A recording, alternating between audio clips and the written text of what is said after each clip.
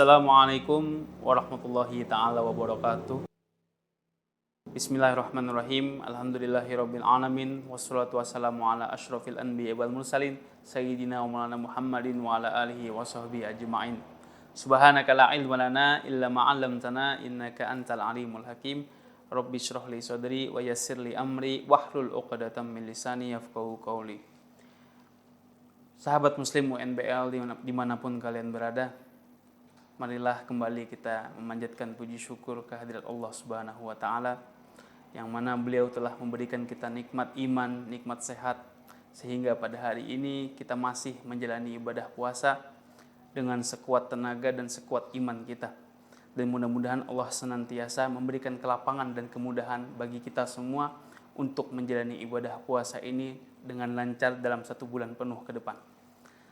Selawat serta salam tak lupa juga kita selalu haturkan kepada junjungan besar Nabi kita Nabi Muhammad Sallallahu Alaihi Wasallam beserta seluruh keluarga beliau, para sahabat dan juga para tabi'in serta para umat dari zaman dahulu ila yaumil qiyamah.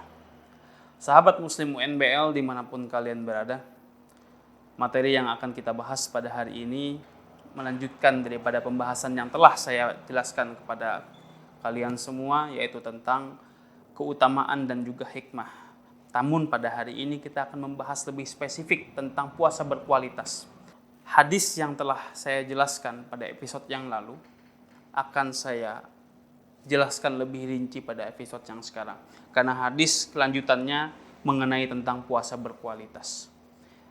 Kemarin kita membahas tentang bahwasannya asyamu junnatun, barang siapa yang mengamalkan ibadah puasa sesuai dengan aturan maka dia akan mendapatkan perisai.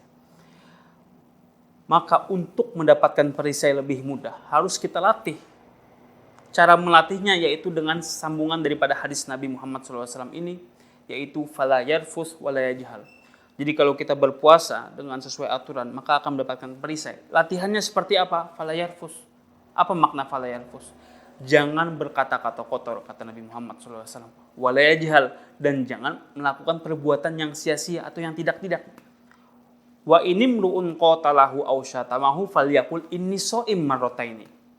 Dan jika ada seseorang yang mengajak kita berselisih, mengajak kita beda pendapat, sehingga tensi kita menjadi naik, atau ada seseorang yang mencela kita, yang melecehkan kita, bahkan mengejek kita dan segala macam yang membuat diri kita menjadi naik darah, maka katakanlah kepada orang tersebut, ini shaim, yang maknanya adalah mohon maaf, saya sedang berpuasa.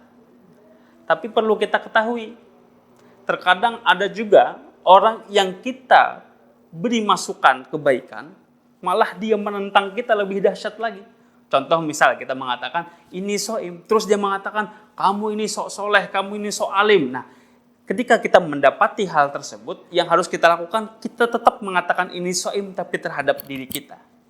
Ini shaim. Katakan kepada diri kita bahwa kita sedang berpuasa. Kenapa kita harus melatih seperti itu? Karena kalau kita terbawa emosi, kita terpancing oleh rayuan-rayuan yang tadi itu, misal dia ngajak kita berdebat, dia ngajak kita untuk berselisih, bahkan dia melecehkan kita, yang mana biasanya kalau terpancing emosi kita juga membalas. Nah, hal yang seperti itu akan berpengaruh kepada ibadah puasa kita. Akan berpengaruh terhadap pahala ibadah puasa kita. Sehingga kalau kita terpengaruh dan kita membalas perbuatan dia sesuai dengan apa yang dilakukan kepada kita, maka kita termasuk dalam golongan hadis Nabi yang pada episode lalu pun saya juga telah membahasnya, yaitu kam min shaimin wa laysa min siyamihi illal ju' wal atas.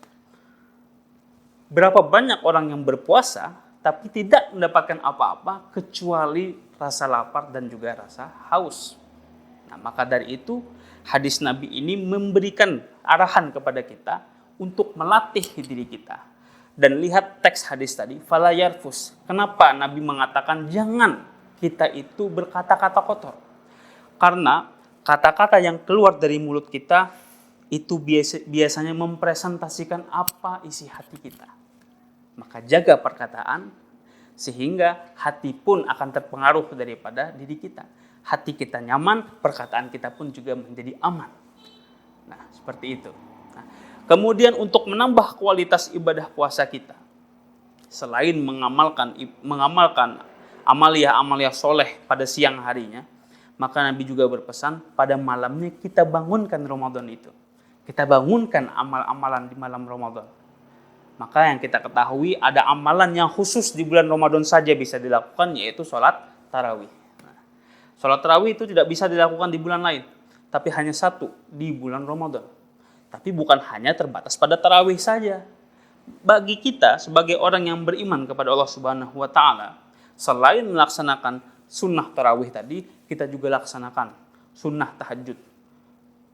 Karena Nabi juga pernah bersabda, kam min qaimin wa laysa min qiyamihi illa sahar. Berapa banyak orang yang membangunkan malam Ramadan, tapi nggak dapat apa-apa kecuali cuman sahur. Nah, coba kita lihat introspeksi diri. Sering nggak kalau kita bangun malam, tapi kita nggak ngapa-ngapain? Nah, ini yang bisa menjadi makna hadis Nabi tadi. Bangun begadang capek malam-malam, tahu-tahu cuma dapat sahur, rugi dong. Nah, maka bagi kita, bangunkan malam, setelah sholat tarawih istirahat sejenak, jam 2 malam bangun sholat tahajud. Tunggu waktu sampai sahur, itu akan berpengaruh pada kualitas puasa kita. Kenapa? Karena pada siang dan malamnya penuh kita beraktivitas untuk mencari ridho Allah Subhanahu wa Ta'ala. Mungkin ini yang bisa saya sampaikan pada episode kali ini. Semoga bisa bermanfaat. Kita akan lanjutkan ke episode yang akan datang. Terima kasih. Assalamualaikum warahmatullahi wabarakatuh.